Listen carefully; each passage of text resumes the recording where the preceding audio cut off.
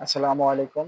SSC ২০২৫ আ result উপলক্ষে tuition বাড়ির পক্ষ থেকে তোমাদের সবাইকে স্বাগতম। শুভেচ্ছা এবং দোয়া রইল। আজকে এসএসসির আ রেজাল্ট ধারীদের জন্য কিছু বলব। কথাগুলো তোমরা একটু শুনবে মনোযোগ দিয়ে। আজকে অনেকেই এ প্লাস পাবে, অনেকেই এ প্লাস পাবে না। আবার অনেকেই ভালোভাবে পাস করবে, অনেকে আবার ফেলও করবে। তো যাদের রেজাল্ট তুলনামূলক খারাপ হবে, তারা হতাশ হওয়ার কিছু নেই। তারা নিজেদেরকে কখনো ব্যর্থ মনে করবে না। কারণ এটাই শেষ নয়, এরপরেও আরো অনেক কিছু বা আরো অনেক পথ তোমার জন্য খোলা আছে। এই বিষয়ে মিজানুর রহমান আজহারী সাহেব একটা কথা বলছিলেন, সেটা হলো যে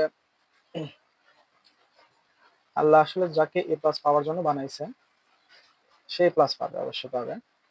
আর যাকে আর যারা এ প্লাস পাবে না, তারা হয়তো এ প্লাস পাওয়াদেরকে নিয়ন্ত্রণ করবে। এটাই হয়তোবা আল্লাহর সিদ্ধান্ত।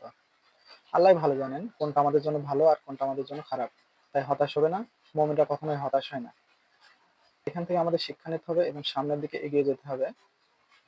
ইনশাআল্লাহ আজকে যদি কারো যদি আশানুরূপ ফলাফল নাও আসে, থেমে যাবে না, পরিশ্রম করবে, কঠোর পরিশ্রম করতে হবে। সামনে আরো পথ বাকি আছে, সেই পথগুলো অতিক্রম করতে হলে আমাদের অবশ্যই এখন থেকে শুরু করতে হবে ভালোভাবে আবার পড়াশোনা করা। নতুন দমে শুরু করতে হবে, নতুনভাবে শুরু করতে হবে। জীবনকে নতুনভাবে তৈরি করতে হবে।